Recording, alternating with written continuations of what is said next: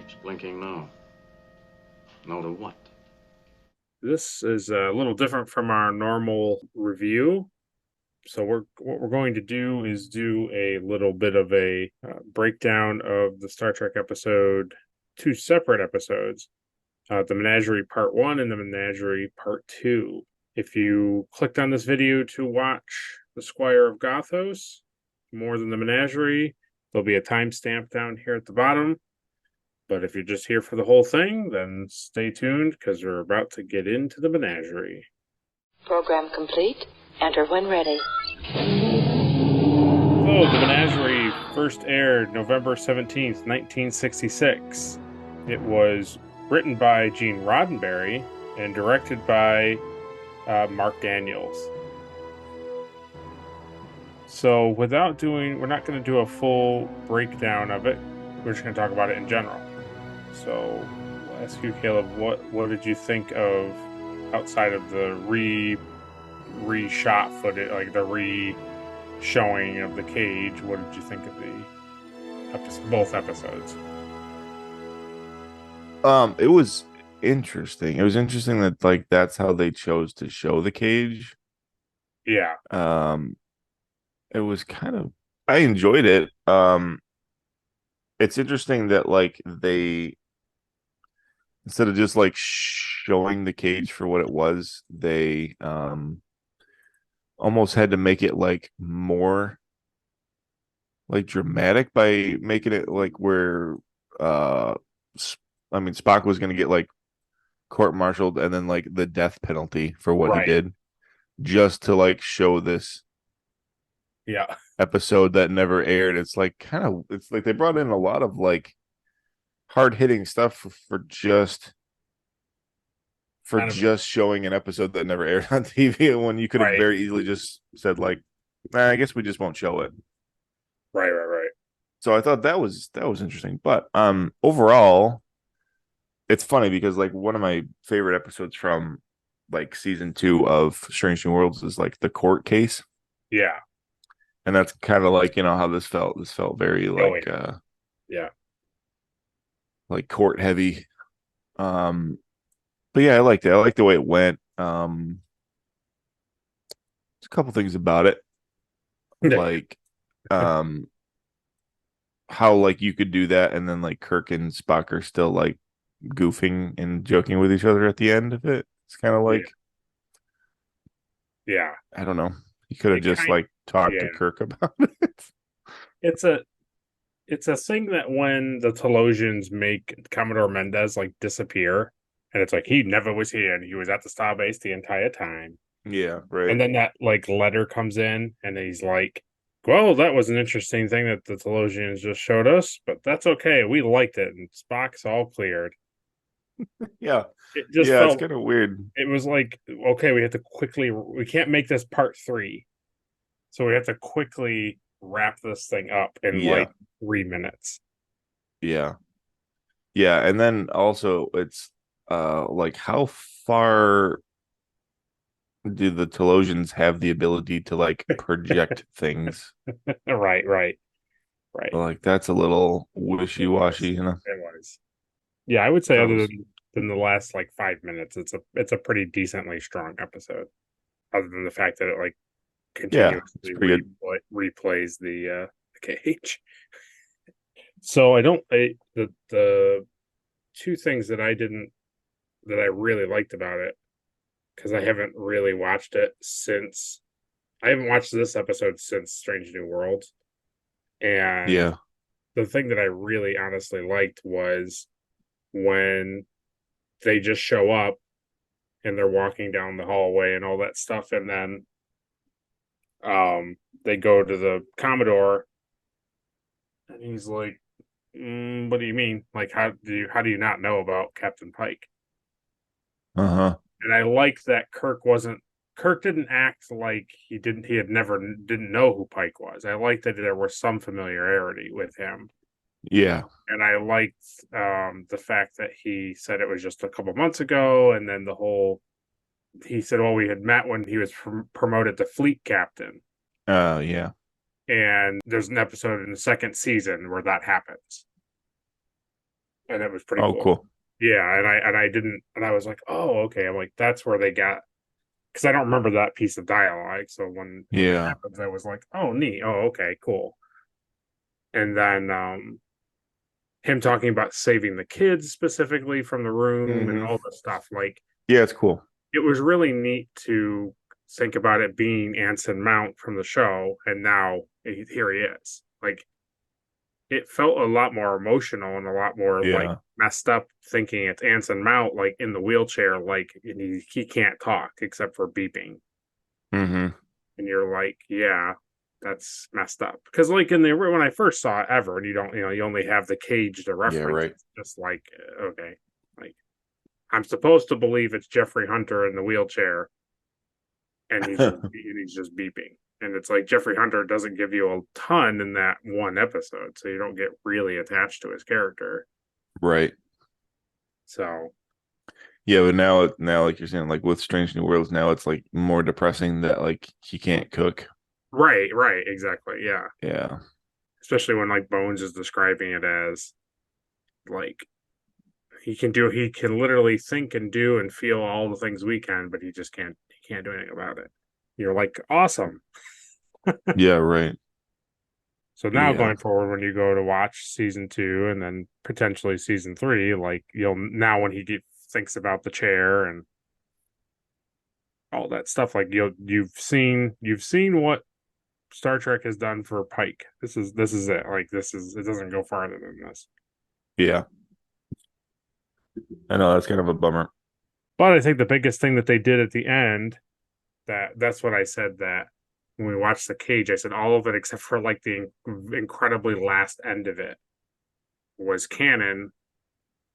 And what it was is, and in the cage episode, um, she turns into like the scarred, person, and like walks away, and then there's like a conversation, and then the Telosians like give her a illusion pike, Yeah.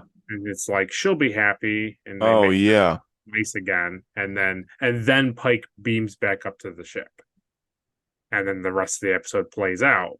You know what's funny So, is I forgot where that like actual footage had come from oh, when okay, Pike goes down there yeah. with her. So it's from that episode, but now they re-edited it so that what happened in canon was that basically what happens, which is like it's kind of cold, is where it shows it on the screen. She she's like, I'm mutated and I don't know what a human looks like, and she's like walking away, Yeah. and then Pike just beams up to the ship, and then they're like, oh, where's Vina? And it's like, she's not coming. Oh, why not? And he's like, and I agreed with her decision. Yeah. And you're like, because she's disgusting? Like, Yeah, oh, because she's okay. ugly. Yeah. He's like, yeah, I don't want that on my ship. And that's canon. That is like legitimately what happened. So this episode, he brings it back, and now the illusion Pike is, because the funny thing is too is like Spock pushes him out the door, and the door closes, and it's like, Captain, look at your screen. It's like Yeah, he it was like literally down immediately. the hallway. There's no way they transported him that quickly. Yeah, it was very, very quick. Yeah. Yeah. I thought the whole courtroom thing, like you said, was really good. Arrangements are made for a preliminary hearing, but Spock waives his right to the hearing and requests an immediate general court martial. And Kirk denies it because three command grade officers need to be present. And he's like, and only me and Mendez are here. And then Spock is like, well, Pike's here. And Kirk's like, well, he's an invalid. He doesn't matter. And then Mendez says, Mm-hmm. we didn't have the heart to retire him. Good interaction. Yeah. Yeah, I did like that. I like to see like how Spock had planned it out like so like in depthly. This Yeah, thing. It's just funny to me that like Pike didn't really want that to happen. Like, because obviously he didn't want right, of course. Spock to do, it was Like basically get in mutiny trouble. and illegal. And Right. it's funny to me that after their interaction there, Mm-hmm. Starfleet was like, oh, it's a a death penalty if you go back to this planet. Right. Like, why? Yeah. Why is it like that? You know, I don't know. it's kind of weird. It says so you have like the number 2, Gene Roddenberry's like number 2, Robert Justman, convinced Roddenberry to write a 2-part episode utilizing the first pilot because they ran out of scripts in the middle of the first season and had to shut down production otherwise. So he wrote the episode in 3 or 4 days, Gene Roddenberry, and then they apparently recontacted Robert Butler, the guy who directed The Cage, but he refused because he didn't like Star Trek. Wow. So he wrote The Cage and then decided that he hated Star Trek. Yeah, but he didn't write it. He directed it. Oh, that's weird. According to James Doohan, who's Scotty, says that Gene Roddenberry originally wanted to sell the failed pilot as a theatrical film. However, it needed to be expanded with additional material to reach the feature length. So he planned to film the crash of the SS Columbia on Talos 4 because it didn't require Jeffrey Hunter, who was neither available or affordable to reprise his role as Captain Pike. However, plans for the feature release were soon abandoned. It's verified by Herb Sallow, which is the guy who fought for it, and Robert Justman, who's like basically the second-hand creator of Star Trek. But yeah, they don't really get into like why it was like it must be a death penalty and blah blah blah. It's kind of weird. I guess that's like their way of explaining why like nobody went back or nobody knew about what had happened there. I guess I don't. Yeah. Oh, interesting. It says there's a novel called Burning Dreams, which establishes that the subspace message summoning Enterprise at Starbase 1 was not a fabrication by Spock, but instead an illusion by the Telosians, making Spock think he actually did receive a message. And then the Telosians spoke telepathically to Spock, making him aware of Pike's condition and asking him to bring Pike to Talos 4. Well, when he shows up, doesn't he say basically like, "Hey, like, it's time. Like, I'm here because I promised you that I would do this." Yeah, yeah. He says the novel also establishes that at the end of the teaser, when Spock tells Pike, "I have no choice," the conversation continued with Spock telling Pike that the Telosians were aware of his conditions and wanted to give him a chance for a better life than what he had, and that Spock actually asked Pike for permission to try to help him. That's just in a novel, but still, Gotcha. it's an interesting thing. So now, I hadn't read any of that before, so it makes a lot more sense that like now, the Menagerie was never like Gene Roddenberry's idea of like, well, I want to make sure that my failed pilot, gets on television. It was literally, we're running out of ideas for the show. We have no idea what to do.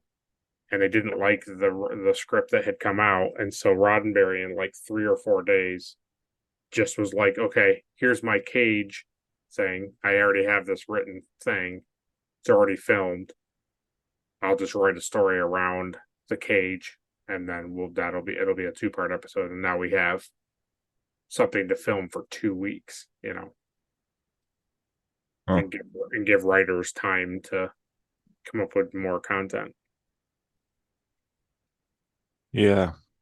I get that. I get that he wanted to make a movie out of it, but like film more, but like nobody wanted to do it. Right. So that's basically why I had you watch it, so that you could obviously see the end of Captain Pike and all the stuff that they're hinting to in the show and all that good stuff. So yeah, I thought that was kind of cool. I kind of had a thought like it would be cool if like Strange New Worlds went that route where like they showed like they redid this. Oh man, I'd love it. Right, where they redid this like full episode, like they brought him there to the Telosians and everything. Like, yeah, I mean, you already got all the guys. Yeah.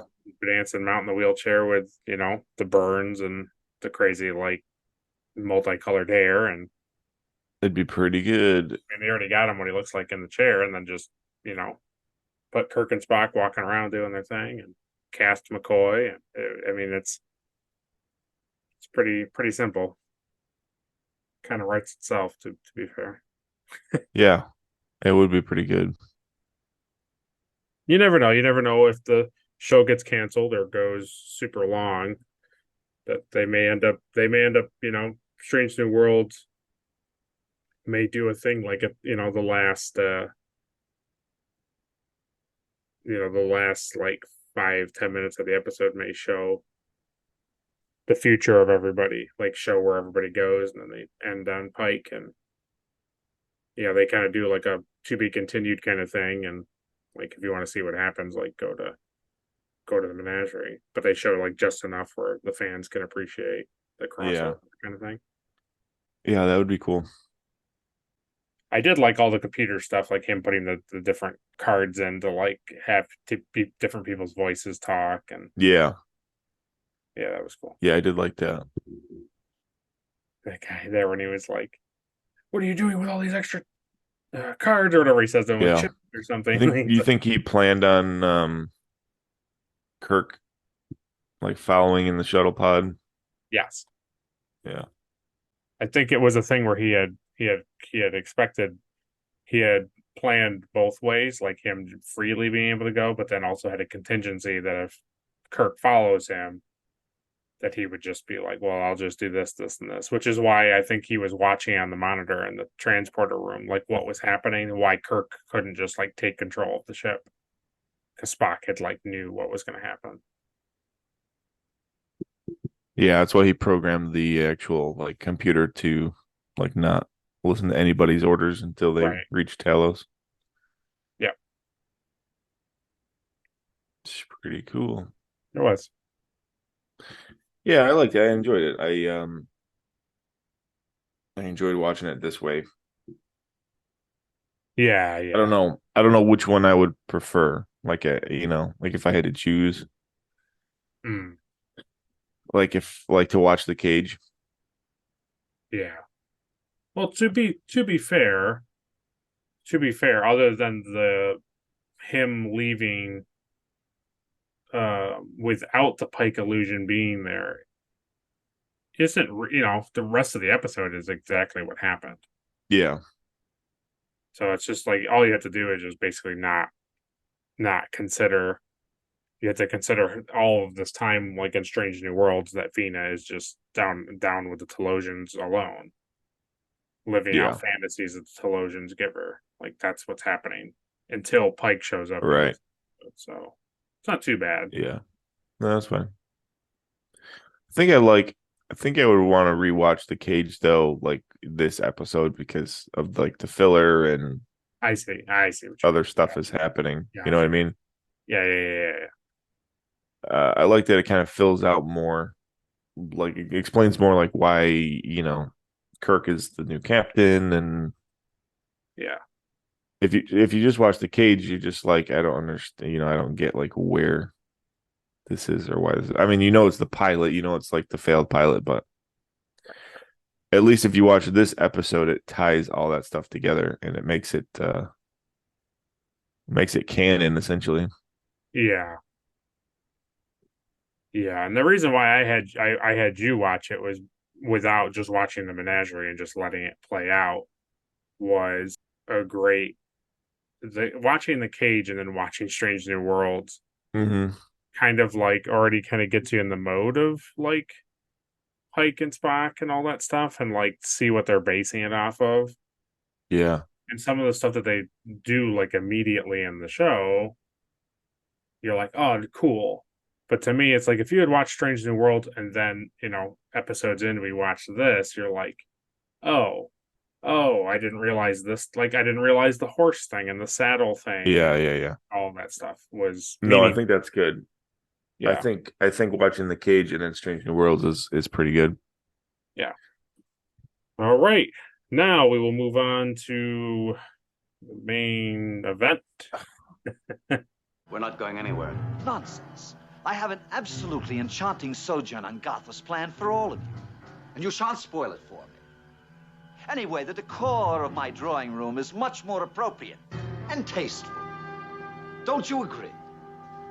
No. Risk. Risk is our business. Out there. That way. What happened? Starfleet was founded to seek out new life. Well, there it sits.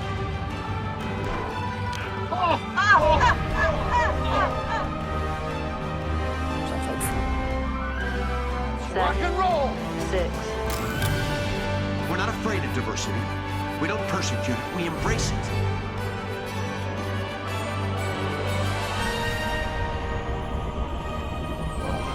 At least I won't die alone. Join our Federation of Planets. And reach for the stars. Those were the days. So, welcome back to another Trek review, where we talk about Star Trek Weekly. This week, we are specifically talking about the Squire of Gothos. It originally aired January 12th, 1967. We are watching it in production order, so for us, it's number 18. But for air date order, it is number 17.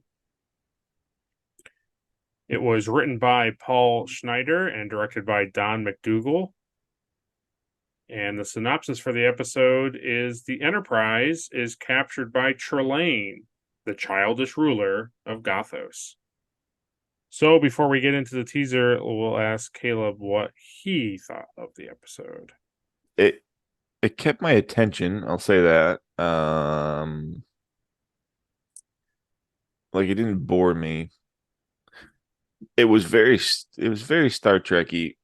I enjoyed it for the most part. It got kind of redundant a couple times. Yeah, I know what you mean. And he's like, really over the top, but then they kind of explain that at the end why he's like that, and it makes sense. So it's kind of an episode that, like, I vaguely kind of remembered there being an episode like this where there was this like being that was using them, or like studying them and doing that kind of stuff. Yeah, but I didn't know it was this one. Gotcha. So but yeah, for the most part, I enjoyed it. Good. Yeah, I mean, it's like you said, it's interesting enough, and it's relatively fine, and it's a interesting plot point. But the main reason I had you kind of watch it was because the concepts that are in this episode are like a repeated theme throughout Star Trek, which is either like an overall powerful kind of creature or entity that puts them like in a situation that they can't get out of, and they're trying to figure it out, and then you end up finding out that, like, oh, he has a computer behind the wall type of thing. It's very like it's repeated through like all of the series pretty much. I mean, basically, like, you look at the Hoshi episode with the guy who can like talk to her through his mind, and he makes her come to the castle, and she spends the night with him. Right? It's like that type of idea of this all powerful character, and then blah blah blah and all this stuff. And then it's just like, well, all you have to do is unplug this thing, and so it's like a repeated theme throughout Star Trek. So I wanted you to kind of see the first version of this type of story plot. Yeah, that makes sense. But this is obviously this is the first of that, because that is kind of a theme that gets used a lot over and over and over again, right? Yeah. The other thing is too, I'll just say it to you. It's not really like a super big spoiler, but it's definitely one of the main reasons. like of all the reasons I showed it to you, Yeah. is even though he is not the same, he by no means is the same thing. But his character and how he behaves and how the crew reacts to him and his whole like mentality is very, very, very much like Q from the Next Generation. Oh, okay. So when we get there, eventually we'll get there. You'll see a lot of things that they borrow from, like ideas, like what Trelane is and what Q is, are they're not the same thing. But when we get there, you'll see a lot of similarities. Gotcha. Yeah. Well, let's get into the teaser. So, en route to the Beta 6 colony, the USS Enterprise must pass through a void or star desert, a region of space where solar systems are not common, roughly 900 light years from Earth. While there, they discover a rogue planet comprised primarily of iron silica. Captain Kirk says they have no time to investigate and asks Uhura to notify the discovery, but she replies there's subspace interference. Sulu prepares to steer around it when he suddenly vanishes. Seconds later, the captain also disappears. Being informed of this by Navigator DeSalle, Spock orders all reverse power. So the funny thing was them being like Spock or McCoy and Kirk being like, oh, desert oasis and mirages, and then Spock has like no idea what they're talking about. And I was like, I don't know about that. I don't know if that's yeah. But well, he didn't really understand why they romanticize a place of like just sand and nothing. Yeah. What does Bones say to him as he like walks by? It's pretty good. They kind of have their two like little quips at the beginning there. He says something like basically like believing in a mirage is like too simple of a thing for him to be tricked by. Right. Yeah, that's what it is. Yeah, I thought that was pretty funny. And then Spock's like, well, thank you, Doctor. Yeah, thank you, Doctor. Yeah, that's what it was. Yeah. Yeah, I thought that was pretty good. I like their interactions. Oh, yeah. Yeah, even when we were talking about it a minute ago, right? When Spock has the guards come up in the menagerie, and then he's like, okay, like, you have him under arrest. And then McCoy's like, okay, well, he arrests Spock. And then he's like, is confinement to quarters like okay? And he's like, acceptable. Yeah. Like, yeah, just their interactions. Yeah, it's good stuff. I also like too that somehow Sulu, maybe not Captain Kirk, but Sulu definitely felt he was about to vanish. He was like, I'll just stand up here. Oh, and he disappeared. Yeah, because he would have just beamed in. He would have been sitting down. Right. He like stands up and he's like, and then he disappears. Oh my! Yeah. There is. I don't know if it got you, but there is a scene in this episode where I actually laughed out loud. It's a blink and you miss it scene, but it made me laugh. Yeah, I might have missed it then. I was doing other stuff. I did notice a couple other funny, interesting like callbacks that I thought were pretty cool, but yeah, we'll get to those. Spock and the crew of the Enterprise conduct a sensor sweep of where Kirk and Sulu should be. The bridge crew conclude, since they can find absolutely no trace of them on the Enterprise, that their two missing officers have to be on the planet, even though it is extremely inhospitable. Despite this, it appears to host some form of life, and someone transmits a clear, if somewhat archaic, greeting. Hip, hip, hurrah! And I believe it is pronounced tally-ho. Tally-ho! Spock orders a beam down, and a landing party consisting of DeSalle, Jaeger, and Dr. McCoy discover a zone of Earth-like conditions, and within it, a large fortified manor or small castle. Inside is a collection of bizarre artifacts and decorations and the frozen forms of Kirk and Sulu. They're like waxwork figures, McCoy notes. Almost as soon as the missing officers are discovered, the door slams shut and a harpsichord begins to play. Seated there is a foppish figure in a blue coat and ruffled shirt. He later introduces himself as General Trelane, retired.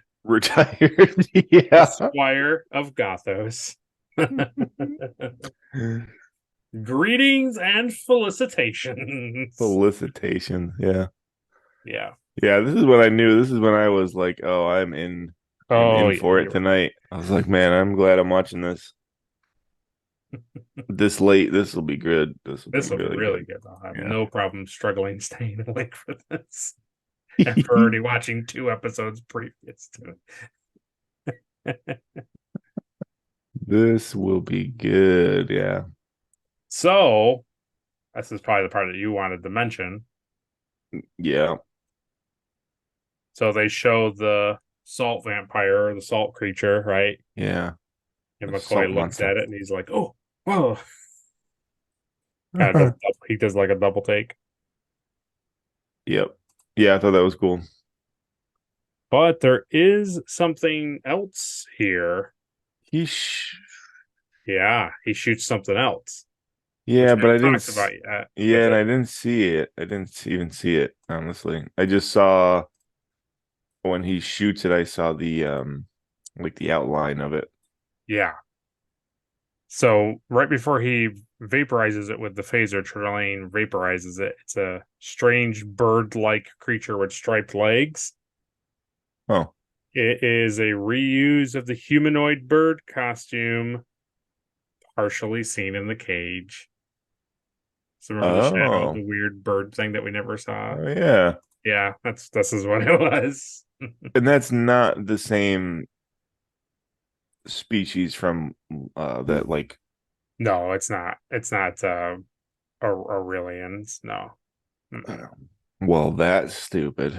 Yeah. There's more bird creatures. Oh yeah, there's like 4 of them. He didn't have one of those crab things, though. I'll tell you that. Nope. I like that, though, when you meet him, you get like this collector vibe. Yeah.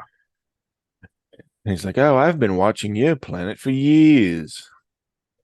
So that's the funny thing about this is I know it doesn't really matter, but like there's nothing you can do about it now because now Star Trek is like hard written between all of the series. Like everything is grounded. So this is supposed to be like 2267.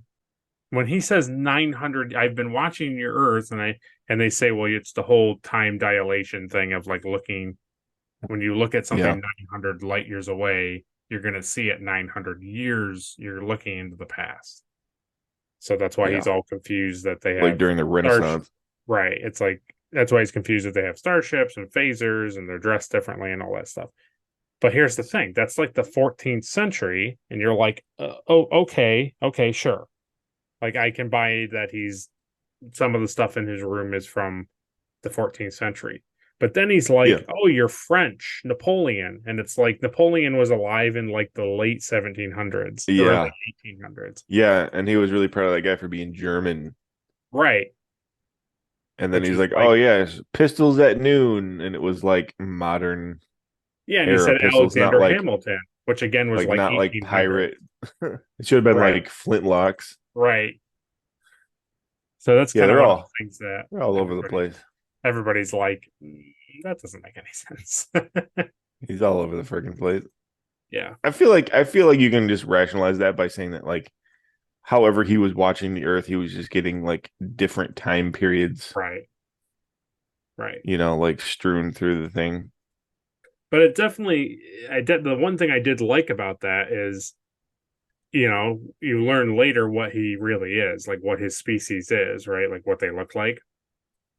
Yeah. And I really liked the fact that like the fire was burning, but there was no heat. And so it's like he can see what fire looks like and recreate it, but he has no idea of its properties. He doesn't know really Right. Yeah. That's what Bone says about like the food and wine Yeah. and stuff too. Yeah. He knows what all that stuff is, but he's never experienced it, so he can't recreate like the taste of it. Right. Trelane then releases Kirk and Sulu from their frozen state. Though friendly enough at first, Trelane does not hesitate to make it clear that he is in firm control of the situation. When Kirk demands to Trelane that they are to leave immediately and go back to the Enterprise, Trelane transports him to the outside of his castle, which is filled with toxic gas, as a demonstration of his authority. When Trelane returns Kirk to his home a few seconds later, the captain is choking and coughing. Trelane makes it quite clear that the landing party is not leaving. Now, you will behave yourselves hereafter, won't you? Or I shall be very, very angry, Trelane threatens. A little brat. Did you like the Millennium Falcon oxygen masks? Oh, I did, yeah. Yeah. Yeah, I really did. I thought that was really cool. So apparently Robert Justman, the second in command for Star Trek with Gene Roddenberry, was like, yeah, don't put them down on the planet on those dumb naked time shower curtain suits. They look stupid. He was like, don't do that.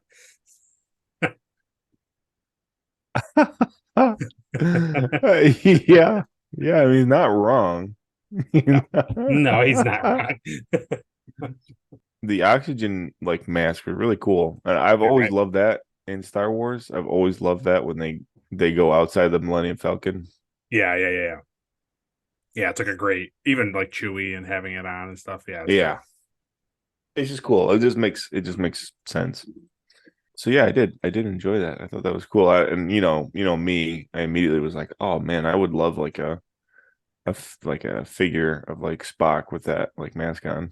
Yeah. With his science thing and well, I want that. Oh, that would be cool. I want that. Oh, I want that. On the Enterprise, Spock has Scotty beam up everything that is considered a life form within the life-supporting zone on the planet. In Trelane's castle, McCoy informs Kirk that he is receiving a transporter signal through his communicator. The landing party is about to be beamed up to the ship. Trelane, furious that his guests are departing, shouts to Kirk, "Wait, I won't have this. I haven't dismissed you yet. Stop. I won't have this." Back aboard the Enterprise, an escape attempt is then underway. However, this only lasts a few brief moments before Trelane appears on the bridge. He immediately develops a dislike for Spock, since Kirk announced Trelane's party was over thanks to Spock prior to being beamed up. "I have a perfectly enchanting sojourn on Gothos planned for all of you," he states. Suddenly, Kirk, Spock, McCoy, Uhura, DeSalle, Jaeger, Sulu, and Yeoman Ross find themselves in Trelane's drawing room, with a large dining table set up. DeSalle tries to attack Trelane, but is frozen. After Kirk demands Trelane release him, he does. "We haven't even got our phasers," Sulu quietly reminds the navigator. So this is the scene. Basically, they beamed, all of them show up. And and he's like, "Isn't this so much better than whatever you were doing on the ship?" And then it just cuts to Sulu at the table and he goes, "No."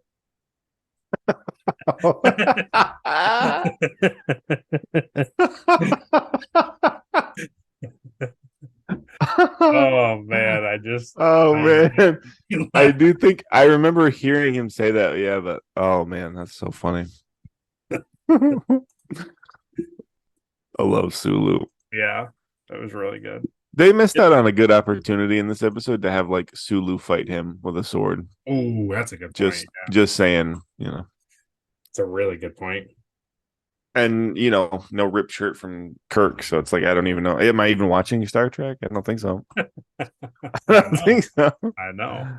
I don't know what this show was, but it wasn't Star Trek.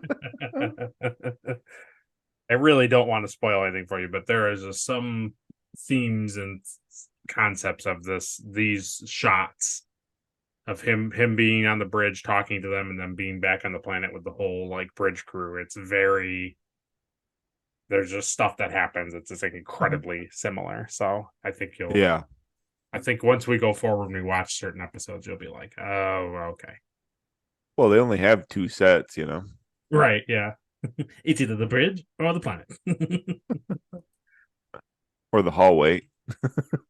True, very true. Or the transporter room, right? Yeah. It always beams out to the hallway and they're just like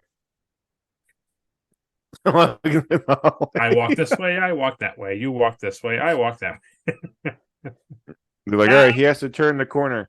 Change the sign on the wall, and they put like a different like sign, and they show, and then they film him coming the other way, like he's still going around the corridor. Pretty good, actually. That sign says Hyponics. Before it said engine room, completely different area, different department, big ship, big ship. Oh man! I mean, the joke would probably be on us too. Is I'm sure Strange New Worlds and Enterprise is the same thing. I'm sure they do exactly different hallways. It's like, isn't this the same hallway from? Like, no. This hallway doesn't lead to sick bay and captain's quarters. This hallway leads to the engine room.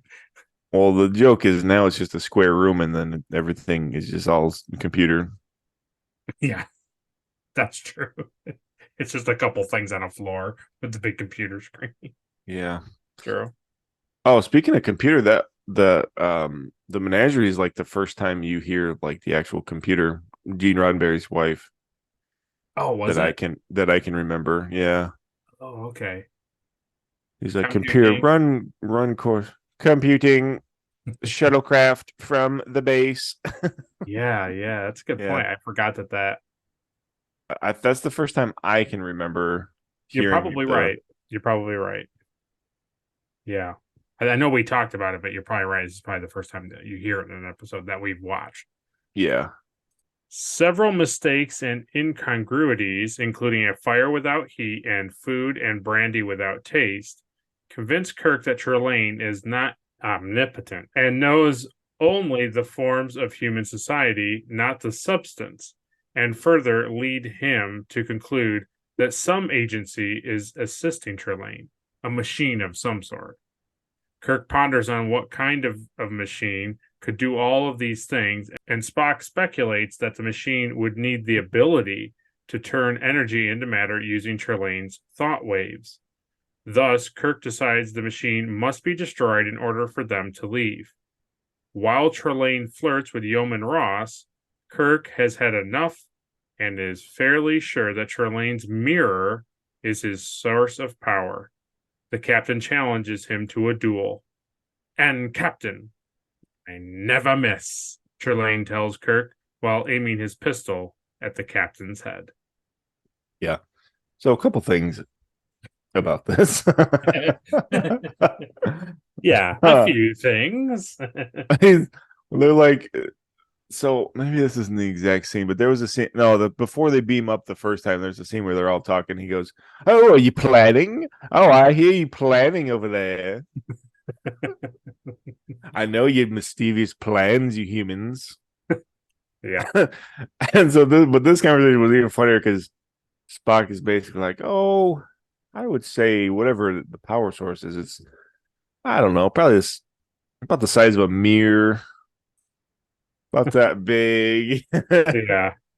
He doesn't get too far away from the mirror. Right. And then doesn't he change like the yeoman's into a dress at this scene? It's like fine that Uhura is like forced to play the harpsichord. Oh, she loves it. And she kind of loves it, which is weird. I would think that she loves it.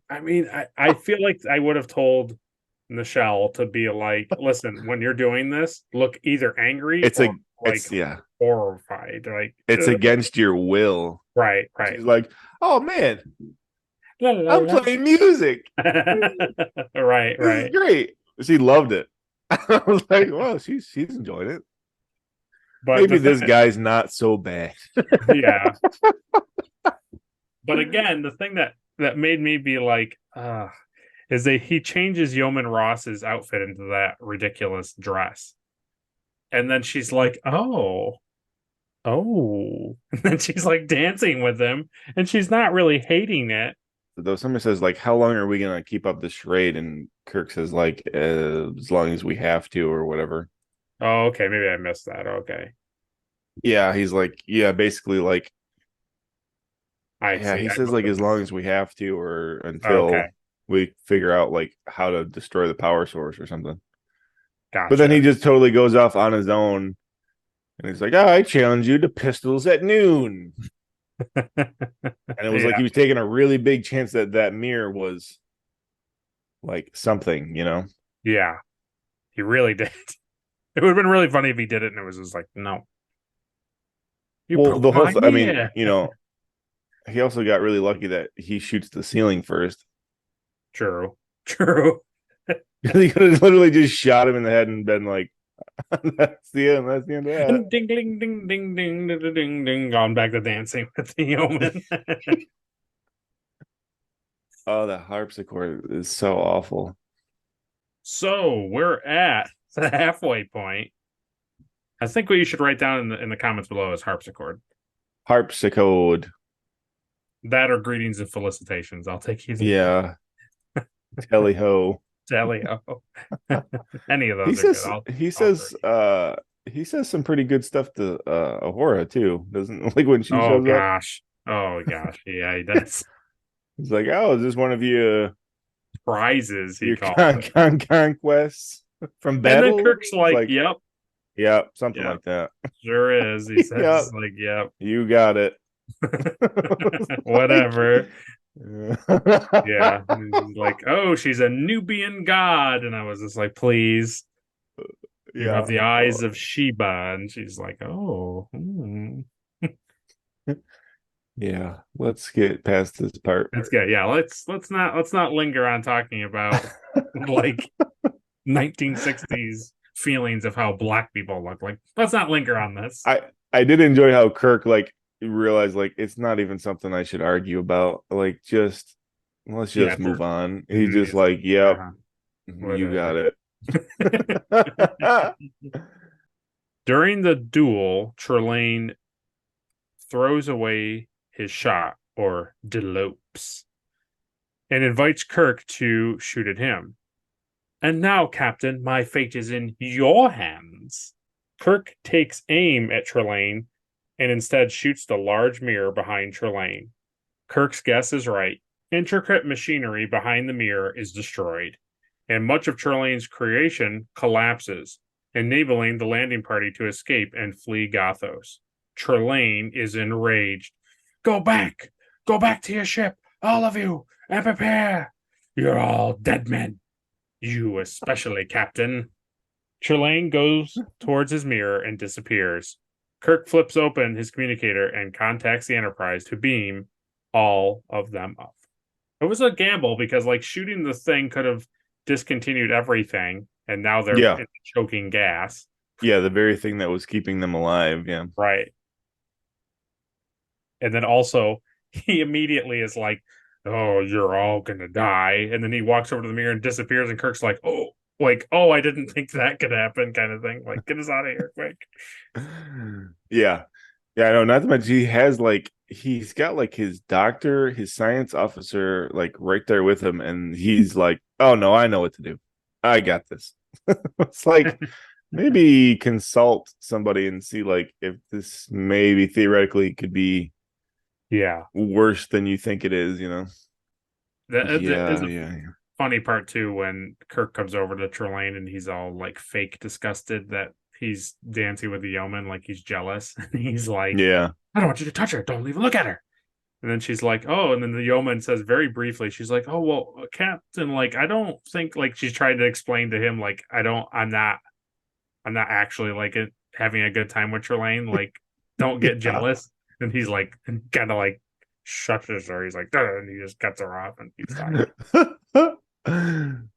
I have a beautiful young man. That's still one of my favorite lines of all Star Trek so far. Absolutely. Oh man, that's funny.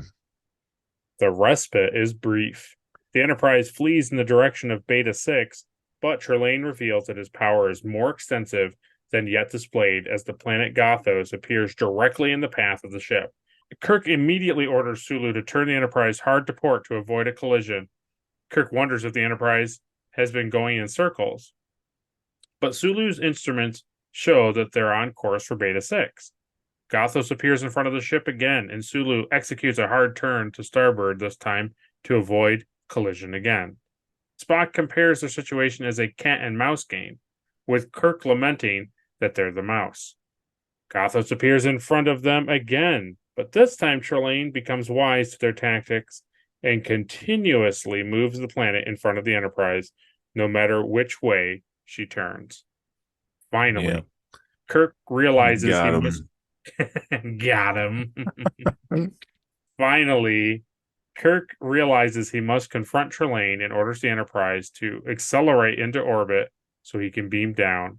But before he can, Trelane snatches the captain down to the surface and into his kangaroo court, where a bewigged Trelane has established himself as a judge. And this time, his instrumentality is unbreakable. Trelane plans to execute Kirk for the crime of opposing him. You will hang by the neck, Captain, until you are dead, dead, dead. I like that when they're like running away from the planet and they're like, "Oh, here comes the planet again!" Oh my god! Oh, it's like, oh no! Yeah. Here comes the planet again! Oh no! The other funny thing too about like the pilot position on the ship is it's like he's in control of the ship, but like he can't steer the ship until the captain says to like steer the ship. Right. And that's like always been funny to me. Yeah. So it's like there's a giant planet coming towards the ship, and he's just like, "Oh no!" But he's like looking at Kirk, and Kirk's like, "Hard bank, right?" And he's like, "Okay." It's like you should have already been doing that. Like, why are you waiting? Why are you waiting for the captain to be like, oh, "Okay, take evasive maneuvers"? Maybe this time like, Kirk is going to ram it into the planet. Like, yeah, obviously turn the ship away from the giant planet coming towards you. Yeah. But it is all too easy for the powerful alien. That's your problem, Trelane. Everything is easy. It's given you a bad habit. You're not aware of it, but you have it, Kirk tells him. Trelane asks. Seizing on this, Kirk suggests Trelane needs a challenge and offers to provide one, suggesting a hunt. Trelane is delighted at the prospect and readily agrees. The only thing that really happens in that thing is like the like silhouette light of the noose and him like yelling at him, and yeah, that's really all that happens. Like, so, ooh, I sure hope Kirk doesn't die in this episode. Yeah, right. Trelane hunts Kirk for a time and soon enough captures him. As Kirk is about to be killed, he calls Trelane's bluff, takes Trelane's sword and breaks it over his knee, slaps him twice across the face, and starts to scold him like he would a child. Salvation comes in the form of Trelane's mother and father, who appear as disembodied, hovering, glowing green lights against a treetop. Trelane stands in a pool of light like an actor in a theater spotlight as he pleads with his parents. It seems that he is essentially a naughty child who has overstepped his bounds, especially how he treats his pets. Trelane's parents tell him that it is time to come in now. The light shrinks and vanishes, and so does Trelane as he is taken away to be disciplined. Trelane's parents don't answer Kirk's questions about who they and Trelane are, but merely apologize for their child's misbehavior and free the Enterprise, as well as saying they will maintain the planet's environment until Kirk leaves. Trelane's parents then vanish, and Kirk regains contact with the Enterprise. So the other thing I forgot to mention too is like that scene when they're leaving and the planet keeps getting in front of them. Oh yeah, I was under the assumption that Trelane was the planet. Oh, like an ego Like thing? he was a living plant. Yeah. Yeah. But then when this happens in his parent shop, I was like, oh yeah, okay. Now I'm with you. He was This basically like makes moving sense. his sandbox. Yeah. It's funny that his parents show up like at this point. But he was gonna make him like hang himself, and they were like, let's just see how this plays out. Yeah, oh yeah. And then he finally like gets beat up. He You broke my sword. really does. When I was like, what is that made out of? How'd you not cut your hand on it? It's like gripping onto it to break it over. Well, Kirk is mad, man. He's mad at this point. I like when he hits him with the log. Yeah. That's all pretty good. I always like how this guy, William Campbell, the thing that I like about him is every time he gets cuffed in the face, he has like this half smile bewilderment. Like every single time they clip him, he's just like, oh, like he just he like enjoys shocked. it in a weird way. Yeah, he's like shocked and like enjoying it. So when Kirk like double slaps him, he's kind of just like, oh, interesting, fascinating, like kind of a look on his face. I really like that. I really like how Kirk like belittles him as like a child and then realizes like, oh, he is essentially a child. Yeah. So apparently I feel like that kid. Apparently we're out here today. Apparently. Yeah. That the guy who wrote it, this Paul Schneider guy, he originally wrote this episode as like an anti-war statement. But then they obviously altered it. But he got his inspiration by seeing children playing war.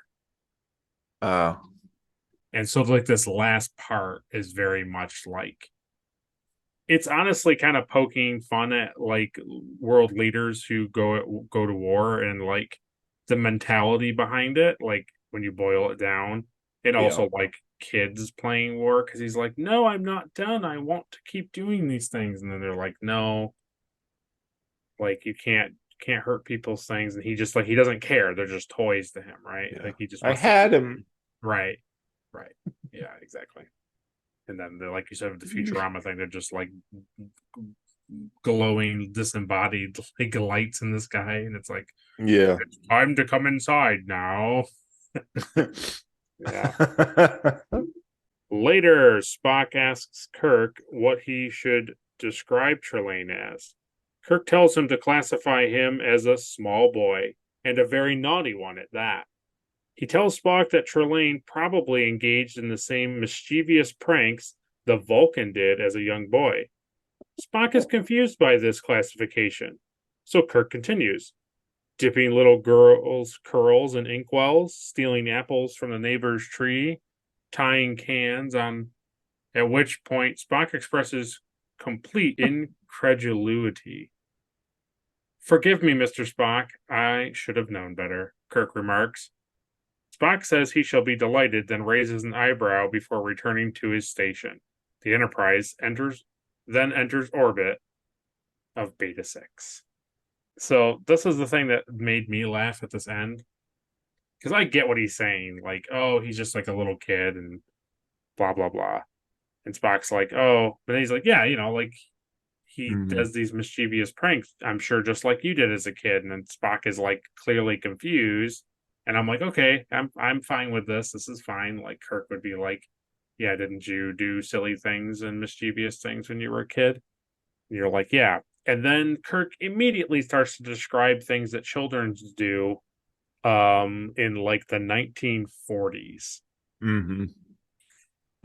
Like, oh, dipping little girls' hair in inkwells. Like, excuse me, sir? You have space, like a space pad that you're writing on. Who has inkwells? It's like, tying cans on the back of like cans. You're tying cans onto cars is what you're trying to get to. Didn't you get rid of pollution? Like, right? It's like, yeah, I know. Stealing apples from neighbors' trees can still happen because that's fine. But it's just like, it just made me laugh. I was like, I get that they wanted to hearken to the modern audience, but at the same time, I was like, this is the future. This is like 200 years into the future, probably 300 years into the future. So, Yeah. Yeah, I know. That's funny. all right. Well, that concludes our review of the episode. So go down to the comment section and let us know what you thought of the episode. Let us know if you thought this was an episode worth watching. Do you like Trelane? All that good stuff. Let us know. So before we conclude our episode, let's move on over to your favorite part. Caleb.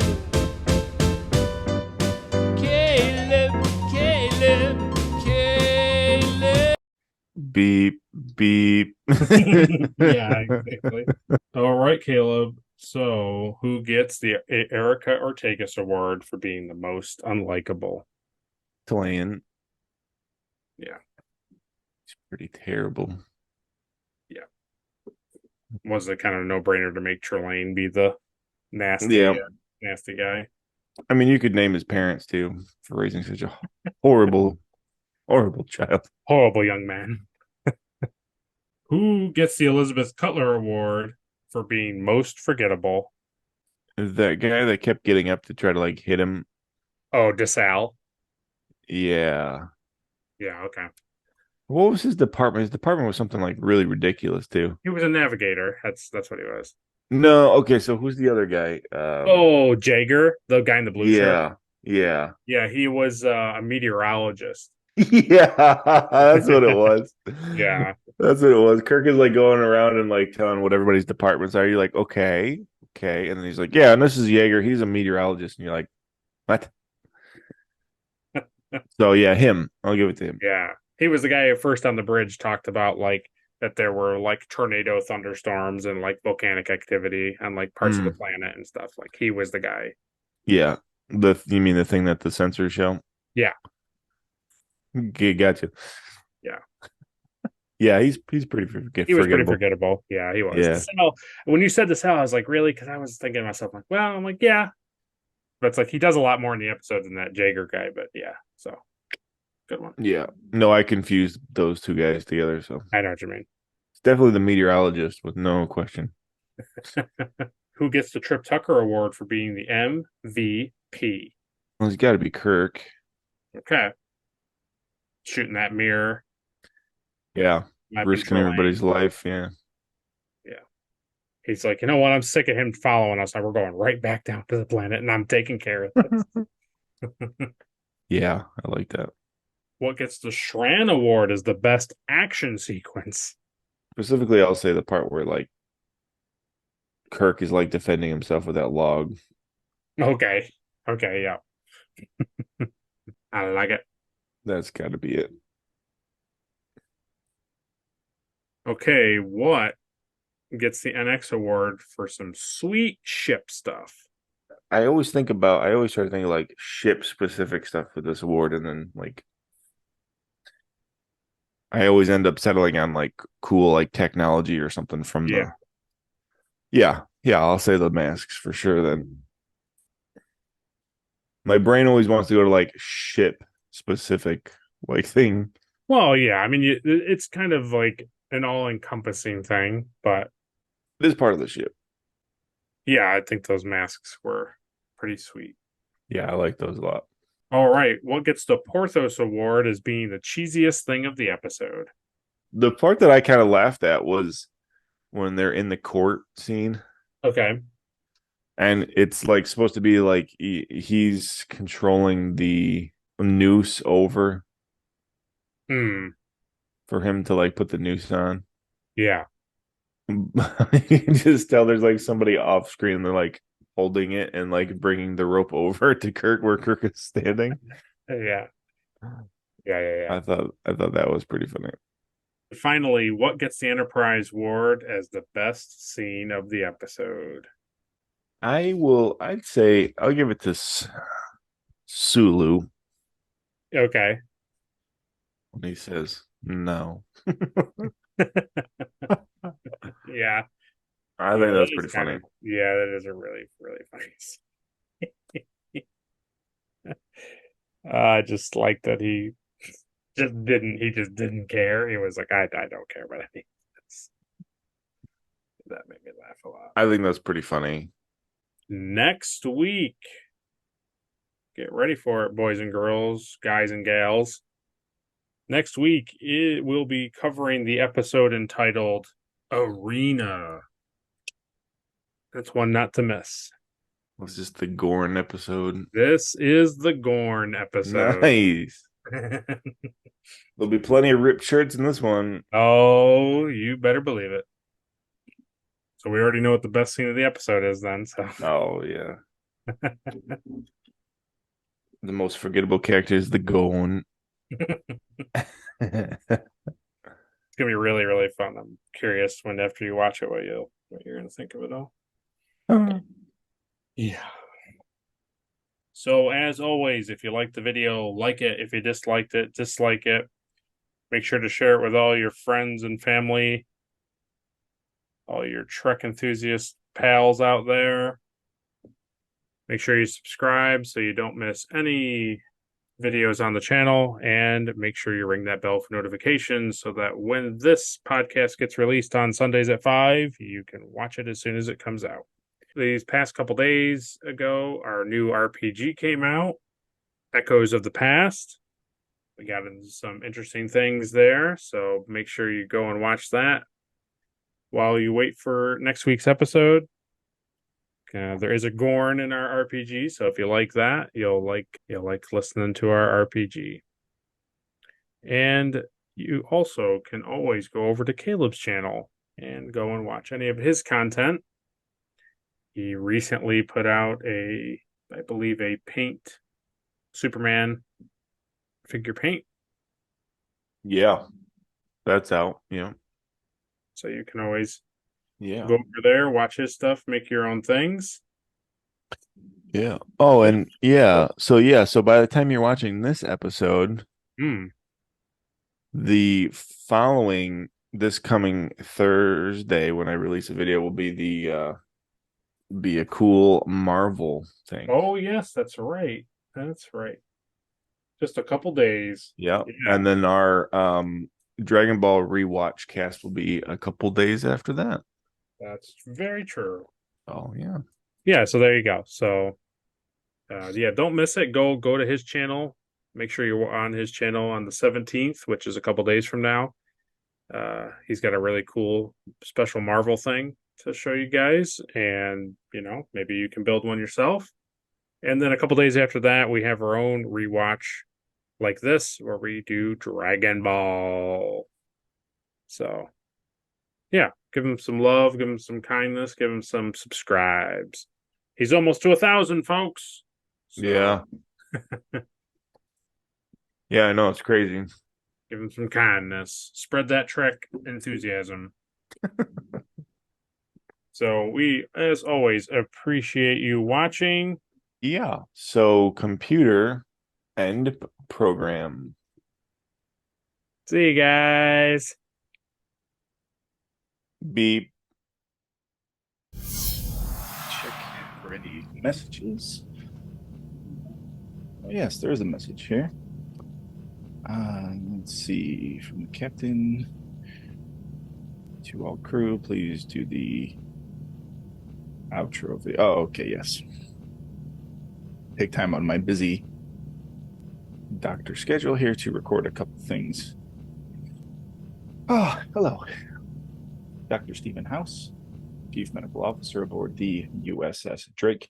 Just wanted to record a few reminders for you guys. So here we go. The Retrek Review is a Daystrom Holodeck podcast. It's produced in association with the Plastic Underground Props, hosted by Caleb Stoddard and Will Wilbur, edited by Will Wilbur. Our outro song is by Kaylee Joy Rookledge. Our theme song is by Samo Studios. And our outro song is by Tommy T. The title card art was created by Caleb Stoddard. Trophy art was created by Adrian Wilbur from Love by the Letters. The synopsis and written plot provided by memoryalpha.fandom.com. Star Trek is created by Gene Roddenberry and all official clips and pictures are owned by Paramount Pictures. You can follow us at the Plastic Underground Props and the Daystrom Holodeck on Instagram and YouTube. So that is it. That is all I had to say. And what? Lazesh, don't touch that. Beep. Beep. Beep.